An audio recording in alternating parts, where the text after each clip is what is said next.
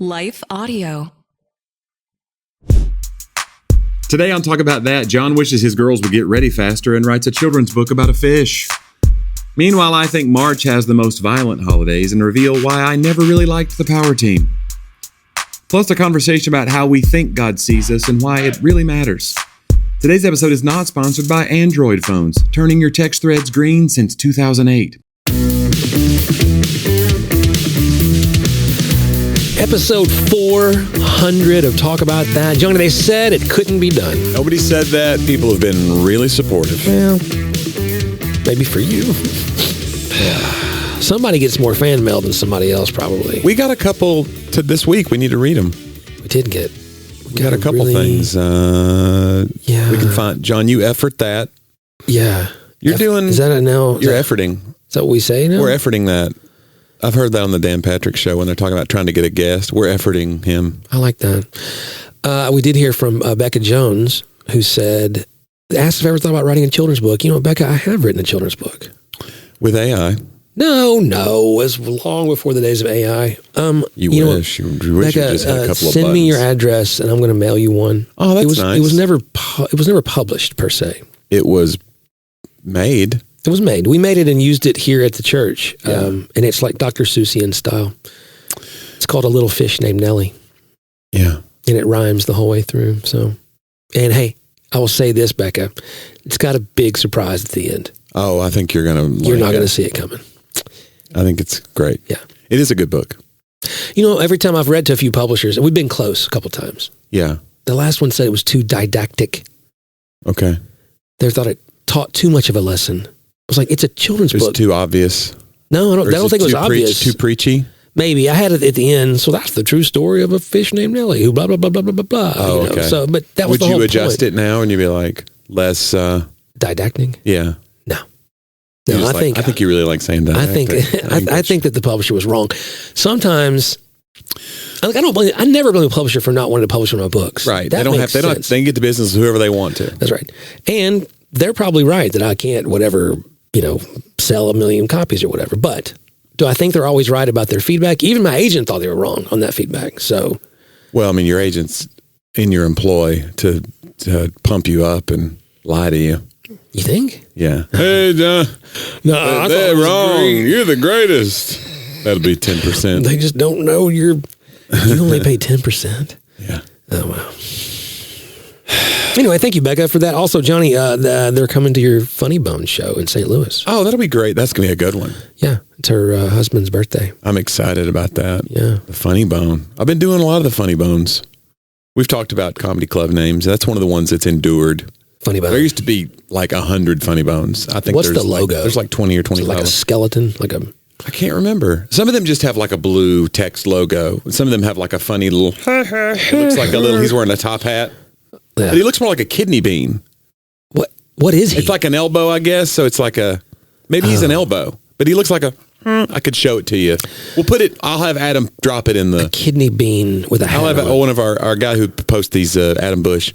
I'll have him post the photo of the Funny Bone. He's got a little top hat. He's tipping the. Sounds like the Planters peanut guy. He is. He does look a little, but I think he's kidney bean shaped because it's the joint of your elbow. Now that I think about it, see, that's being too literal to the name. Yeah, I don't think we're literally having to hit the funny bone. And does any other nerve or place in your body do what the funny bone in your elbow does? I wonder what the first person to hit his funny bone thought was happening. He thought, I'm dying. Yeah. This is it. My arm is now completely useless to me. Maybe but it's only dying. for a few seconds. Yeah. It's kind of like an ice cream headache. They probably thought it had some religious implication, too. They probably thought it was like God's punishing us. Yeah. Our crops are going to die now. Because of Have you ever, a brain freeze? Yeah. If you didn't know, I've had some brain freezes. You would think, I'm dying. This is a stroke. Because it hurts really, really bad. And then you go, I'm going to have one more bite. Like, it's funny that it's not enough to stop you. I have to slow down, but I can't. Yeah, it's too good.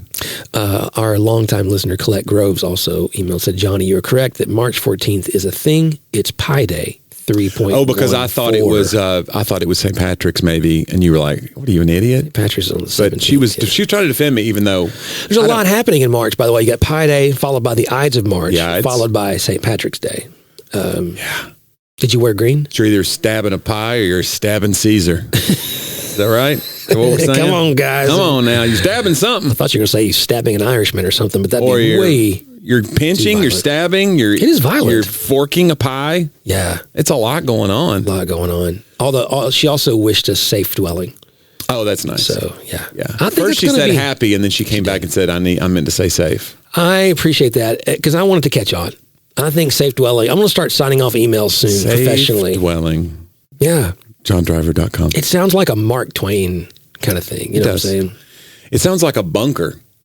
It sounds like you're in some kind of a, you've gone down to the cellar. Have you seen these videos on Instagram where they're all sped up and like this guy takes, it would take weeks, but the guy takes like a backhoe, digs out a hole, and then has a crane drop like a shipping container. Mm-hmm. And then you see him really fast. He just, takes some sort of grinder, cuts off the top of it, gets inside. The camera comes inside. He puts down studs and builds a wall, makes this whole underground thing with a tunnel to go through. Have you seen that? No, but I know people are doing that. And I wonder, like, is it for real? Like, how do you ventilate it? Like, what are we... Well, it feels like that's a coffin. You've made yourself a coffin. It has a thing you have to crawl down into. I'm assuming ventilation comes because it's to the top. Yeah. Another one, the guy did underneath his pool, put down glass, and so you could swim over the top. Oh, now like that. But I think that might have been AI. Oh. Don't you hate it that you can't just like we don't know anymore? Especially dog videos, pet videos almost always are AI now. You're like, oh, that dog seems so human. You're like, yeah, that's because it's a prompt. Have you seen the one where the dog is always saving the baby from an alligator or a grizzly bear in the backyard? It's AI. Well, it has to be. Oh. How many of those in a row? It's always like, I've been waiting for you. That's got it's like the dog loving the baby kind of thing. Right. But it's a grizzly? First of all, these parents are just leaving this like your baby's 6-month-old just out in the yard next to the woods. and alligators don't come out of the woods generally. Right. It's very, That's not a... But the dog always... I don't know a lot about nature. Dog always saves the baby. But I've never been hiking and been like, watch for gators. How long until the algorithm just starts building its own videos? Oh, no. Maybe it's already doing it. That's what we... Yeah. Yeah, instead of someone else doing it. Here's the thing. If you're watching our video, you know it's not AI. No way. We would we would soup it up more. Yeah. We have such authenticity. That'll be the way you know Cut now. to like a grizzly coming in the room and mauling me. We're going to start going down to like 720, 360 and start getting lesser videos so people will think that they're not AI. Or they'll know. The graininess is going to tell you what you need to know. We'll be using VHS tapes again. Then AI learns that and it's like, oh, so the graininess will fool them. Yeah. I think it's already doing that. Remember in video, it was like tracking. That was the thing in VHS world where you had the lines across the thing. Adjust the tracking. Yeah, that's right. Remember that? I do remember We're so old. We're so old. It's okay. John, I want to propose a question to you because I think this is important. Okay. Before we go to the break. And that is, I saw an article and I thought this can't be real. And it ended up being a satire paper, but it was about how if you sneeze more than twice, you're basically an unstable person. You're doing it for attention. This person was like saying like, I've never sneezed more. That's enough to clear whatever's in your, nasal passages. And Curry goes, no, there's an article about it. There was a study. And then I read it and I go, Curry, this is satire. But it was very easy. She was saying, well, no, he was, and I said, well, okay, sure. This person wrote this. That's the thing. Like, I think we're losing the ability as a culture to understand what is satire because we want to be enraged so much. So you're saying that Curry didn't. Curry wasn't. Curry, I'm on your side here. I don't know what he's talking about. Curry wanted me to make sure and say that she was not fooled by this thing, but she was just saying, no, it is an article. And I go, no, I give you it was an article, but I just think the article was written while you were berating your wife. Yeah. Tell me what was going through your head at the time. 5 sneezes in a row, evidently. Because I was defensive immediately because I'm definitely a series sneezer. Yes. It takes me 8. Yeah, it's quite sometimes. But they're not real sneezes. They're like, you're not letting them out. That's the problem. And then usually by the end I go, I have to throw in one of those like a quick, it clears the, because you just go, I got to get more air. See, people like you that kind of hold in the sneeze though, it's like, that's not a sneeze to me. No, when I sneeze, everyone in the house hears it. You know what I'm saying? You're a scream sneezer. But how many do you think, like if you're on a plane, how many do you look over and go, all right, that was enough? That's quite enough. I put in headphones. Okay. So you don't know. You just feel droplets landing on you, and that's when you know when it's enough. When there's flotsam and jetsam coming your way. I will say this: Yeah. my wife has been yawning very loudly lately. Yeah. You ever met a loud yawner? I'm a scream yawner.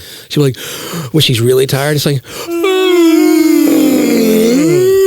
So yeah, It's like the cowardly lion. it's very. Put him up. Put him up. It's a very. Oh.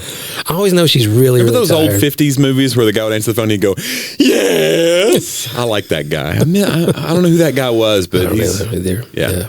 I like that guy. Yeah, but there's a yawn like that where you just go, that is probably for attention.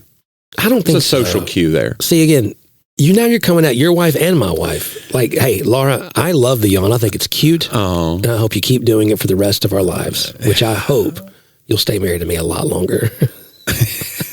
Dude, I'm 26 years in almost. Yeah. There's no going back now. No, there's not. Like, she's going to have to just stick this out now. That's true. Yeah, I mean, what are you going to start? She could. Find another guy. She'd be fine. Get him ready now. Whittle down his personality to whatever she's done to you. There's no way. It's too much of a project. I will say, I feel my personality has improved because of her. But I do think it took her some time. It's been whittled. That's okay. You're a whittle man. Let me say this, John. Yeah. Let's take a minute though first, because I got a whole lot to get into here about your personality. But first, let's take a minute and hear from a few of our fine sponsors.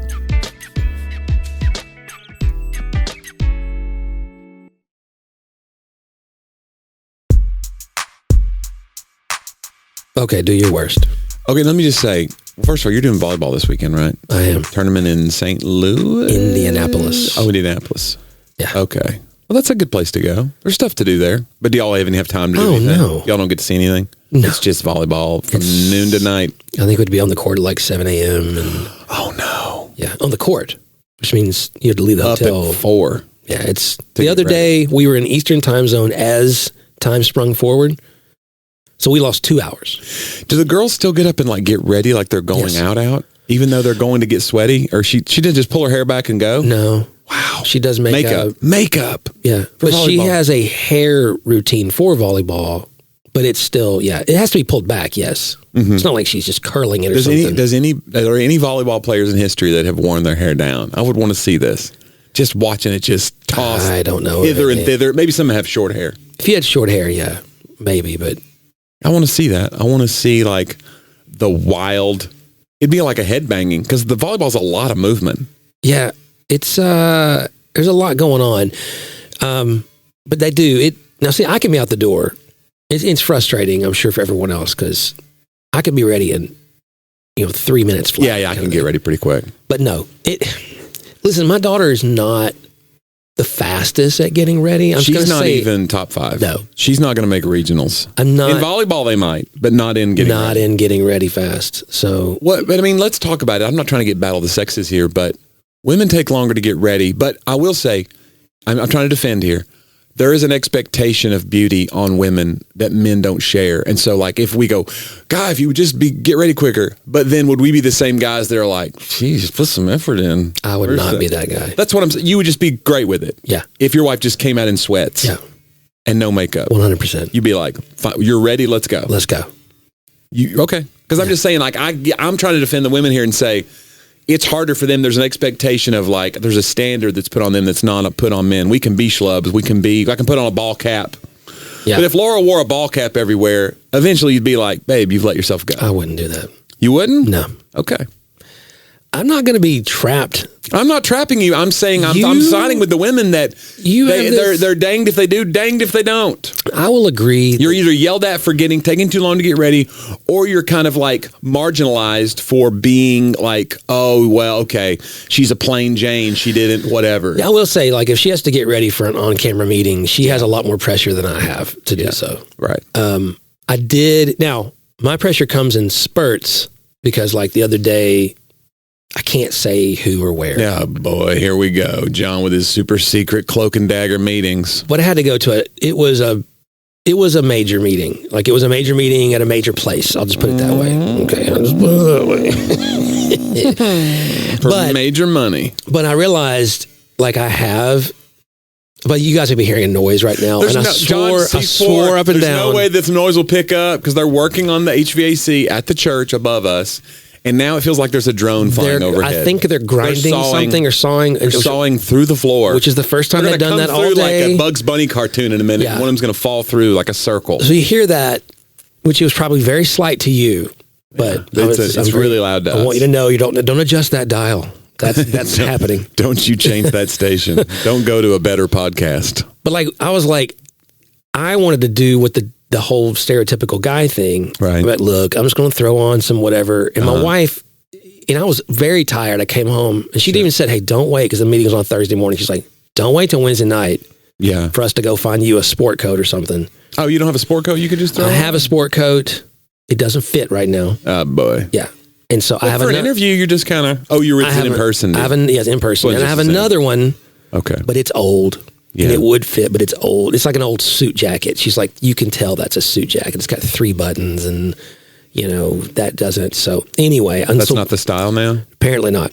I don't know what the style is. What's coming back? Double-breasted? So reluctantly, we went out. Televangelist? We had to go get things. And I was so glad that but I thought how much pressure she has to be under, to your point. Sure. All the time. So I went and bought a couple suit coats. There's a couple sports coats because I got to go back for couple. Look at you, buddy. All right, man. You got to have a backup. But they was half off. Not tear one. Yeah, and also I hope to lose some weight. That would be helpful. So you got a gold coat? See, I still have the one from Good Morning America. Yeah. And so that's a the one that you wore with a hoodie. Like Michael Strahan. I did wear it like it. Michael Strahan was my comp, for sure. Of course. We knew that. You looked at him and was like, those two guys are... Yeah. Let me just say this, John. Okay. My weekend was pretty interesting. Okay. I did pretty much... the people ask me about the kind of shows I do, and the truth is I do all kinds of shows. I do comedy clubs, I do some churches, I do some fundraisers, and I did all of them this weekend. Yeah. I did a fundraiser in Ellijay, Georgia for a school. Then I turned around and went to O'Neill, Nebraska, for a show at the community center in O'Neill. Do you know what O'Neill, Nebraska is famous for? It's the Irish capital of Nebraska. What? They have the largest shamrock. I don't know. It's just painted on the. It's not a real shamrock. There's a city square. There's a city square where you come to like a 4-way traffic light in the middle of downtown and a gigantic green, and they repaint it a couple of times a year. But it was bright green that day because they had it ready for St. Patrick's weekend. But a church had sponsored the weekend at the community center, but we had a few hundred people. It was really great. What a fun. And people were showing up with green hair. This one guy had his long green beard that he had dyed green. I forgot to wear green, by the way. Yeah. Did you? Yes. I did not wear green that night. I wore a blue. Yesterday. Yesterday was St. Patrick's Day. But I was like, of all nights not to wear green, that night of that show, everybody's all decked out, and I'm wearing a blue sweater like a loser. But we're going to get to that in a minute because this week in history is going to prove that I may have been right. Oh. Yeah. That blue, just stay tuned. Okay, yeah, don't give it away. Don't fast forward either. No. We got a lot more just keep listening. Details about my dumb weekend because everybody wants to hear. No, but anyway, then... Nebraska. There was a Nebraska. Then we drove over. We had a one-way rental car. We drove over to Des Moines, which is about 5 hours. Phew. Because I had a show the next afternoon, 1 p.m. show, 2,000 students, 6th through 12th graders. And I swore to Curry, I told my agent, I go, because we turned down a bunch of these, because this is what you start out doing. Right. Like I started out, I was doing all these songs and parodies, and I was young. Not young, but I was young enough to get away with it. Yeah. I could get over. Now I'm old enough that I'm like, there's going to be a day when I'm on stage in front of teenagers and they're going to be like, we're not buying it, old man. Yeah. And I want to realize it before I get on that stage. Yeah. I don't want to get on the stage and realize it. Right. So I turned down a lot of those, but this one's one that I had done 2 years before, and they go, we'd love to have you do the one in Des Moines. It's another chapter of the same conference. It's called Ignite. And so I was like, all right, but this is it. And when I got there on stage, they go, hey, we'd love to have you come do Colorado Springs. And I go, hey, let's see how this goes. We start doing sound check, John. And I told you this when I was in Defiance, Ohio the next day, but sound check's not going well. My guitar is not working. And we have like minutes. We have like 10 minutes before they're letting 2,000 kids into the room. And it's not working. And I go, well, this worked last night. I was in O'Neill, Nebraska, the Irish capital of Nebraska, and it worked fine. Like a peach. And they're being a little defensive. They're like, well, it's our wireless pack, and it worked for them. And they plug it into another guitar, and it works. And I go, all right, maybe it is my guitar. And so then they go, well, what can we do? I go, let's mic the guitar. And they go, no, that'll cause feedback. And I go, well, you just run a direct line? I go, can we just run a direct line to C? And they go, well, no, it's not the line. It's because this wireless pack worked on this other guitar. And I go, can we try a direct line? I would love to have tried a direct line. They were so nice. They were kind of embarrassed for me. And I was like, hey, I'm fine. If it's my guitar, it's my guitar, whatever. We tried to put a battery in. We did all the things. And then somebody went and ran and found a youth pastor guitar, which is the best as I could describe it. Like the one on the wall right there. Yeah. It's worse than that. Oh. It was a Fender. Okay. It's a Fender acoustic. And if you know anything about guitars, Fender makes some of the best electric guitars in the world. And some of the worst acoustics. And some of the worst acoustics. They never figured out acoustics. This thing had strings on it that were like piano wire. They were rusty, and it was out of tune. So I'm trying to tune it. We've not done a sound check yet. And some eager leader lets the kids into the room. So now I'm on stage holding a guitar that I've never played, trying to tune it with no sound check. And I'm getting ready to have to do 55. You're about to be a meme. I'm getting ready to do 55 minutes of comedy. I'm already nervous about the thing because I'm like, kids, how about Guns N' Roses or whatever? Yeah, exactly. Whatever, yeah. Anybody seen this American Idol? Whatever I'm going to say. You guys know how old I am? Well, I'm not going to tell you. Who is Justice Beaver? So I'm already nervous, and then now I've got an instrument that I've never played, and I set it on the stand. I go, this will have to work. Guys, I can't believe how loud this thing is, and I'm really, really sorry. John's being attacked overhead by a remote control helicopter. I don't think it's going to affect your experience of listening as long as we acknowledge it. So. Nothing can affect their experience. No. This is great. Anyway, we start the thing, and I'm already in my head going through the thing of like, well, I'll omit these jokes, this joke, or I won't, and then I'm already saying like, well, I'll do less guitar because I don't know this guitar is reliable. It may not even stay in tune. Which I imagine with kids, you'd rather do more guitar. More guitar. Yeah. I was going to do more music. Yeah. Now I'm like, these strings could all break the minute I strum it. Right, you're telling marriage jokes to a bunch of middle schoolers. Exactly.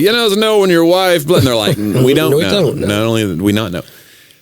But for whatever, I couldn't believe it, but for whatever reason, I did really well.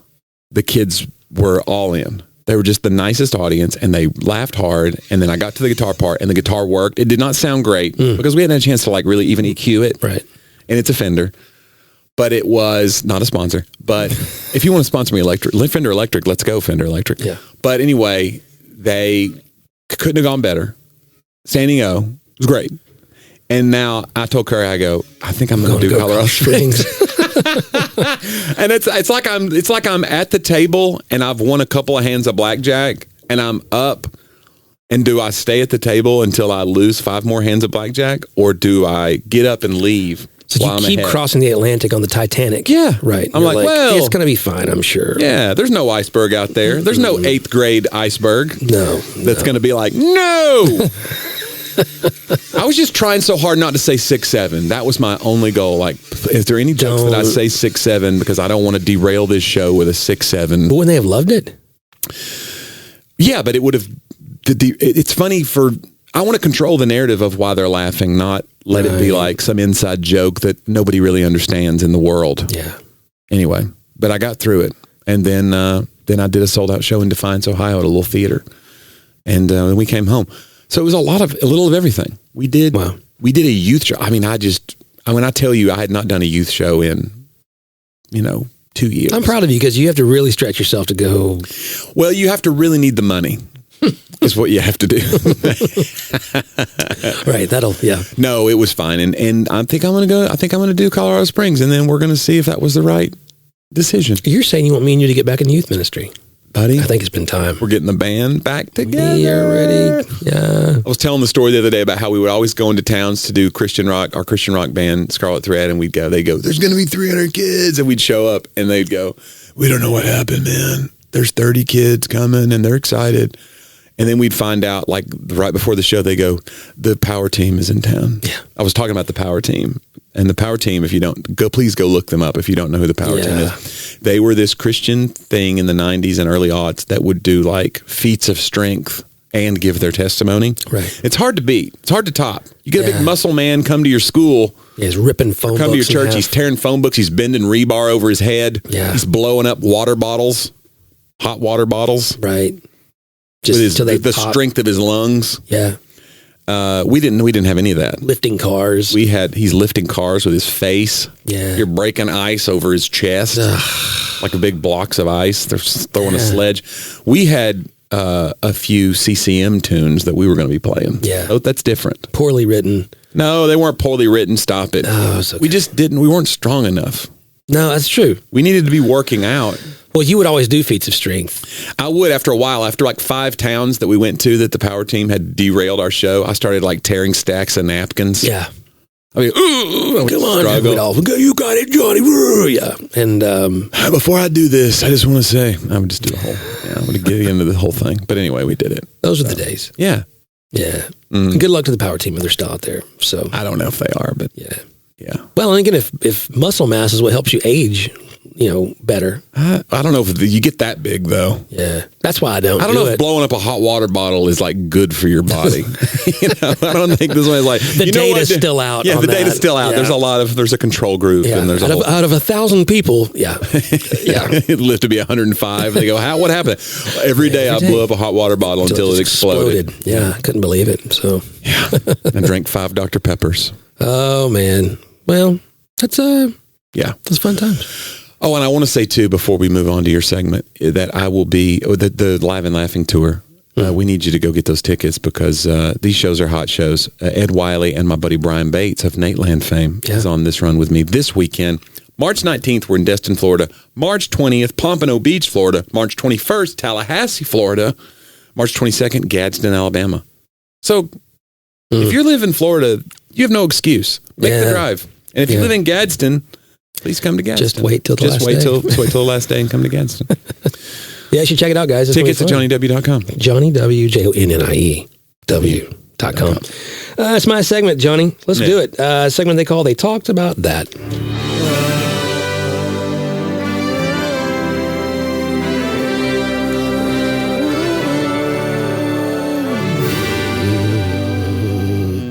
I think we both went bassy. Hey, I wanted to offer a footnote too to my guitar story. Okay. That it worked the next night in defiance with a direct line. Defiance of the night before? In defiance of It's the people in Des Moines who said, no, it's your guitar. It was not my guitar. And I'm not saying that to like dunk on them and to say, hey, I've got a podcast so I can now, please don't think I'm doing that. I mean this in Christian love. It was your system. It was not my guitar. And I love you and I'll see you in Colorado Springs. Maybe why don't you lose the show now? He feels great about it, everybody. Okay, it's fine. And if he won't do it, I'll come do it. I think I'm ready. I think you're totally 55 ready. minutes. 55 minutes in front of students? Oh, man. Buddy, you got this. They love bald guys. Let me say, put on a beanie. You went right where I went. And say, young people. Say What young is people. the deal with young people today? You kids. Yeah. Okay. Today is Thomas Brooks, born 1608, died 1680.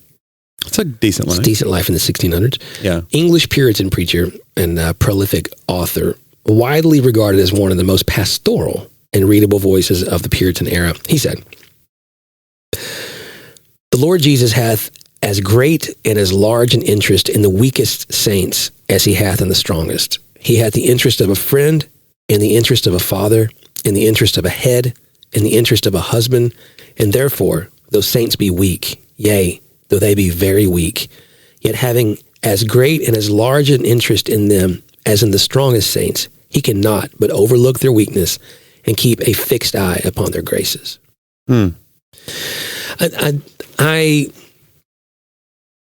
We were talking yesterday in staff meeting. We always do a kind of thought of the week. We rotate with the staff, and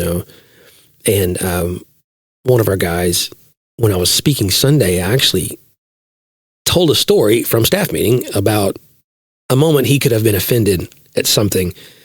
And he had chosen, when we talk later, to talk about, oh, I know how that person's wired. And I imagine that must have been hard when they heard this, this, and this. Like, instead of like being offended, he absorbed it. He absorbed the offense. Huh. And so the inside of that is he was talking about how hard it is for him to know what to do with you might call it a compliment or something like that. Because I think we read that one time on the podcast. Some theologian said, the only person who can have true humility has to be completely unaware of it.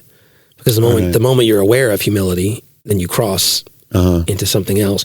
So you almost have to live in a humbled state. You're being humbled and it hurts real bad, but you won't know it, And so I was talking to him about I said something that really, I haven't said out loud in this way, but it really stuck with me since yesterday. I was like, when I feel distant from God a lot, and just by feelings, right? I don't take that as anything anymore, really. Mm-hmm. They're real and they're valid, but they're not reality. And they're always there there's always that inner critic, or however you want to say it, always trying to pull me somewhere different. And I was like, if I'm honest, it's a really hard place for me to go, but probably where I feel most known and authentic with God is when I can come to the place where I can feel that he is proud of me or pleased with me. And it is super hard. And the other guy, my buddy, he's a 6 like I am. And he was just like, oh, yeah. I was like, yeah. Just saying the words is hard for me. Yeah. Because our theology teaches us, right, that, what did Paul say? In me, nothing good dwells. And there's that desire to be humble. There's a desire not to. Well, and not to rest on your laurels. You don't want to okay, well, I'm going to rest on this. And that means that I'm going to let myself go or let myself. Yeah. Right. Or you don't want to. You're trying to stay vigilant. And earn. You're trying to earn if you're honest. But, but there's a line, though, of not taking glory, right, in anything that you do. Mm-hmm. And recognizing even if you do something right or believe something right or say something right. I think it was Tim Keller. I was listening to a thing the other day. He said the entire doctrine of predestination really has one purpose. I never heard him say it like this, or heard it said like this. It's not to try to predict who's going to heaven, who's not, to debate whether there's fairness in the elect or whatever. He goes, the whole real purpose of that doctrine is so that nobody will stand on anything but God's mercy. He said, and he went through this scenario. He was like, so if you say, okay, I believed and my neighbor did not, why do you think that is? Well, that's because I chose to put faith in God. Okay, why did you choose to put faith in God? Because I consider, and he kept going, okay, but why did you do that? But why did you do that? But why did you do that? He goes, in the end, if you keep going all the way back, it's supposed to take you to the place where you go, there was nothing I could actually do. God had to put that thought. And so instead of, focusing on the fairness of the neighbor and what they did or did not do, we missed the whole purpose. The real purpose is to say that none of us stand on anything before God, right, but his mercy. I think it's that idea that keeps us from feeling that God can be pleased with us, mm-hmm, on any front, or that God's only pleased with us simply through the sacrifice of Jesus. And I do believe what I just said is theologically accurate, but I think it also depersonalizes maybe the love of God sometimes.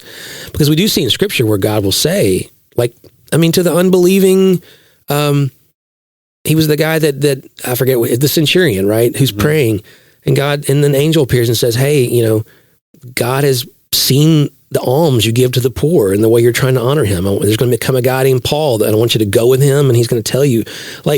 There was a sense of pleasure in that guy that I don't think is the same thing as him earning God's favor or earning salvation. But, right, but we throw that whole baby Jesus out with the bathwater on that one, right? We are just completely worthless before God, and only because of Jesus does he have any interest or even any liking towards us. I was like, but if I could bring myself to the place where I can hear the pleasure of the Father towards me as a beloved son, mm-hmm, not because of performance, really, just because that's just love. And I started thinking, because he made you. He's proud of you because he made you. Well, and again, we just had somebody on staff, a couple that just had a baby, and when they send pictures, it's not. They couldn't be more proud, mm-hmm, and the baby has done nothing, right, to deserve, right. But the last thing they'd want the baby to think is, well, my parents just have to love me. Right. Because that's what's right. Yeah. They would want their kid to know that, no, it's not just because you're a baby like all other babies. It's because you're mine. Mm-hmm. And whatever's unique there are unique things about you that's like nobody else. And And you have that. Can I be displeased with things that you do? Sure. But I just think that I thought this quote really hit that well, that God has all this interest in us regardless of our weaknesses, and that he has this fixed eye upon other things within us, that it's hard. It's like God is equipping us and I think rooting for us. The Bible says that there is a, the Living Translation calls it the grandstands of heaven, right? That there's this great sort of surrounding crowd of faith, that a cloud of witnesses is another way they would say.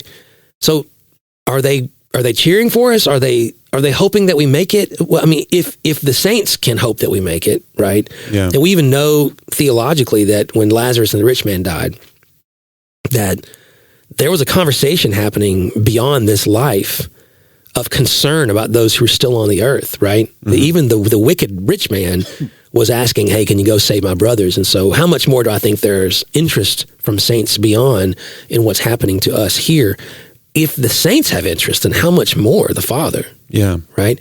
And that he's wanting good things for us and seeing through the eyes of other things. And again, I'm always scared it's going to be like someone's going to interpret that as, so if you do a good job, God's proud of you. And that may be true, but that's not a pride unto salvation or unto other things. I think it can be a fatherly pride, but I find for me, I feel most at home with God when I'll let that very uncomfortable thought in, that I am found to be pleasing in the eyes of my Father. So anyway, just sharing that today. It's good. I like it. That's good stuff. Yeah. Let's do my segments, John. Let's do old jokes. We call it Joke About That.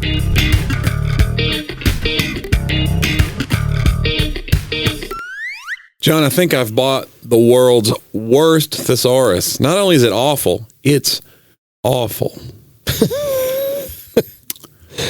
I like that. A 95-year-old man was overheard by the staff at his care home calling his wife sweetie and honey.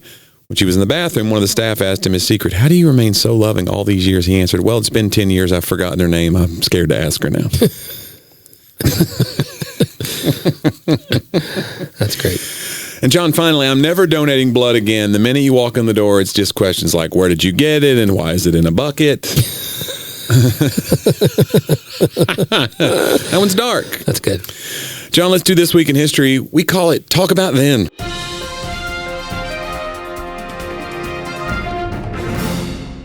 John, this week was St. Patrick's Day. A lot of us celebrated yesterday. Hope you stayed on this side of inebriation. I think I did okay. We celebrate the life of St. Patrick, who died on this date. Various sources give the year as AD 460, 461, or 493, which is a big variance. That's big. In the death All date. the copycats. Yeah, 460, 461, or 493. We're just way off. St. Patrick's color was originally blue, but over the years it has changed to green to commemorate his use of the shamrock to explain the Trinity to pagans. So that's why it ended up being green. Because he was explaining 3 in 1 to pagans using a shamrock, a clover, and he says, God is 3. This is 3. There's 3 leaves. It's 1. God's 3 in 1, the Trinity. So they go, now your color's green. So when I wore that blue sweater, I was closer to St. Patrick's original vision. Right, intentionally. And you know the story, right? The historical story? About the snakes in Ireland? That's exactly what my wife said last night. It's so funny.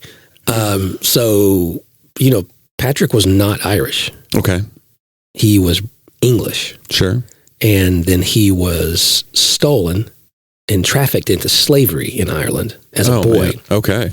Basically forced to keep the flocks of his, master.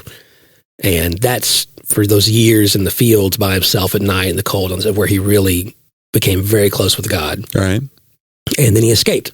Yeah. And went back home and grew up and then began having dreams from the people, his captors, basically saying, come back to Ireland and walk among us again. And he felt that it was God calling him. And he did. He went back to the land of his captivity. Wow. Okay. And took the gospel and, built He won thousands, baptized thousands of people, built monasteries. But yeah, he was the apostle to the Irish who had been enslaved. him. But he knew their culture and knew who they were. That's crazy. So. That's a great. This guy, come on, man. And now we dye the river green and get lit. Yeah.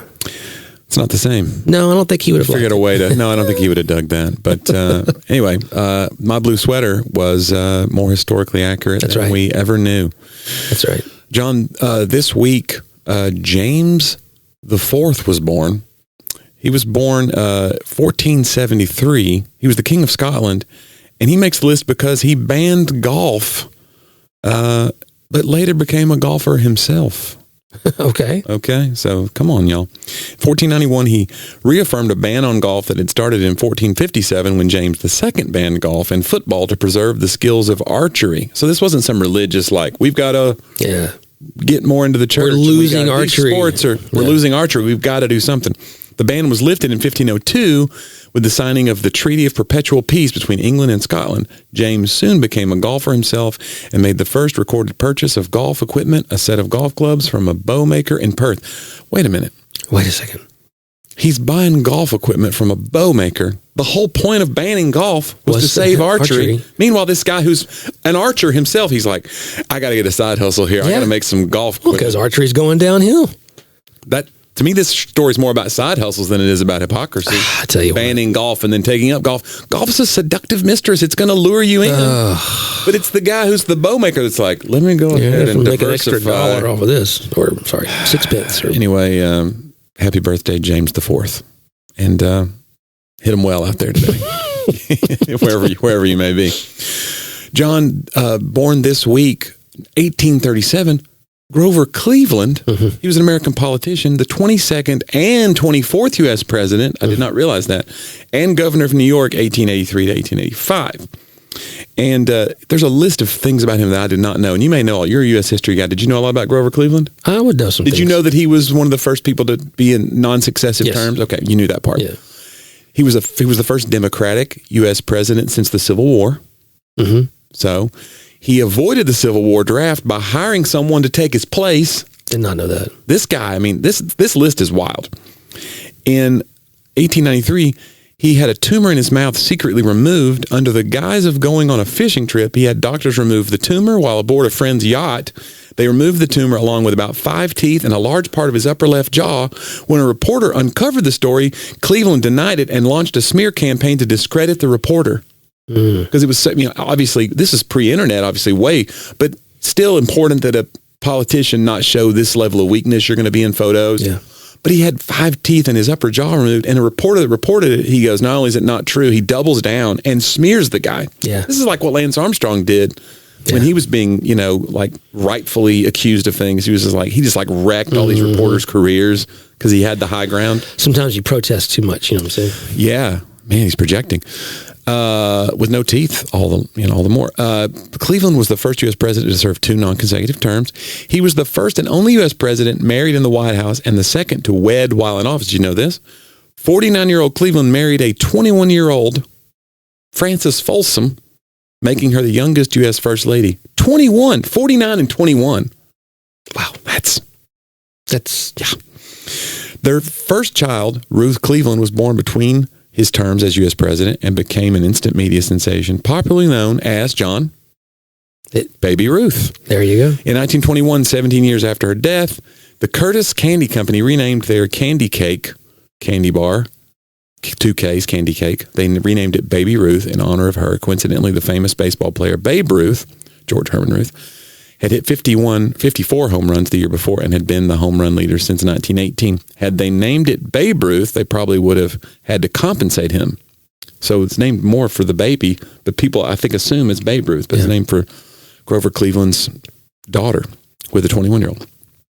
Grover Cleveland's portrait graces the U.S. $1,000 bill, which I think are out of circulation. I got a couple over here if you want to see. Let me have a look after the show, maybe. John, Mr. Rogers was born. We have a lot of birthdays this week. 1928, Fred Rogers. And he makes the list because it's Mr. Rogers, dude. Yeah. We need a lot more Mr. Rogers people. I've talked about him on the show before, but you see the documentary and the movie that they made about him. I think he was teaching Americans how to be a different kind of man. You know what I'm saying? Yeah. And I think that guy is somebody that his impact is, we're still learning more. He was an American Emmy-winning TV personality, Presbyterian minister. One of his sweaters, which was knitted by his mother, is on display in the Smithsonian. Quote, "You've made this day a special day just by your being you. There's no person in the whole world like you. And I like you just the way you are." Why he announces he's feeding the fish as he's feeding them. This is why he makes the list. This is really why he makes the list. This is one of my favorite stories of all time. And this is all about empathy and why we need more empathy in the world. So when he would go to feed the fish, he started in his show saying, "I'm feeding the fish right now." He did that because one girl in her family wrote to tell us, please say when you're feeding the fish, because I worry about them. I can't see if you're feeding them. So please say you're feeding them out loud. She's 8, said, this is from Katie, age 5. And the father's note below the letter said, "Katie is blind and she does cry if you don't say your love, that you have fed the fish." Wow. She worries about them. So Mr. Rogers took that in and had the emotional IQ to then from then on say, "I'm feeding the fish for that one little girl." Wow. I mean, Mr. Rogers, dude. Man. John, finally born this week, 1904, B.F. Skinner. He's an American psychologist, pioneer in behaviorism, which did not know was a thing, but behaviorism, I've heard, social. It's like cognitive behavioral theory. Sociology, but behaviorism is different from sociology. He worked on a World War II project, Pigeon, which attempted to develop pigeon-guided bombs. A glider with a bomb attached had a guidance system in the nose cone. The guidance system projected an image onto a screen. Several pigeons that were trained to recognize a particular target would peck at the screen when they saw the target. If the target moved to the edge of the screen, the pigeons pecking would follow it on the screen, and the guidance system would adjust the direction of the glider to recenter the target, thus keeping the glider on course. I have no idea what happened with this project, or if it was like something they were just trying, and then the pigeons were just not great at this. I mean, they're in the middle of a battle. Just the fact that they thought, I bet we could train pigeons to do this. Yeah. And then they were like, we got men and bombs and war. Why don't we involve some birds? I mean, they were using homing pigeons and things, but... Yeah, and they sent carrier pigeons in World War I, I think. But this is a pigeon doing like a tech job. Right. A pigeon helping you find your target. Wow. Yeah. And you don't hear a lot about it. Like, I don't think this is still going on. So obviously, we can say this was probably a failed program. Yeah. These were the unsung heroes of the... yeah, man. Why is no one talking about the pigeons? They're getting little tiny Medal of Freedoms. I don't know, man. They're out there, though. Yeah. There's a pigeon in a park somewhere. It's like, my grandpa fought in WWF. That's right. He's sharing right now. The greatest pigeon generation. Oh, my goodness. Wasn't it, though? Yeah. I don't know. Yeah, not enough. John, people. how would you find out more about the show? 400 episodes. Oof. But some would say too many. But how would they find them all? You go to talkaboutthatpodcast.com. Click on that upper right-hand link if you want to get ad-free content, support the show. We love our patrons. Go to my website, johnnyw.com, if you want to find out about tour dates, and send us a memo or a note or a mote. A memo. Send us a mote. If you could make a moat around our building, send a note to hello@talkaboutthatpodcast.com. Yeah. Yeah, guys, it means a lot that you guys have spent this much time with us. It really, really does. And we know, hey, you could take your podcast listening time anywhere. We're just trying to keep it centered, y'all. If in some way we're pecking at the screen. That's right. Like a misguided pigeon. Is anyone trying to keep the nose cone of our glider secure and safe and down the middle? 80 years from now, someone's going to be telling a story. You know, there was these two guys who sat in an office. Yeah, because everything will be computerized. They'll be like, and the robots give us our entertainment. Later on, they uploaded their consciousness to AI, and now they're still here with us today. Still going. Episode 4,000. And we walk in, and we got robot bodies. It's a beautiful story. Beep, boop, need more. Well, guys, thanks for the time you gave us. Let's do it again next week. Aaron? Talk about that.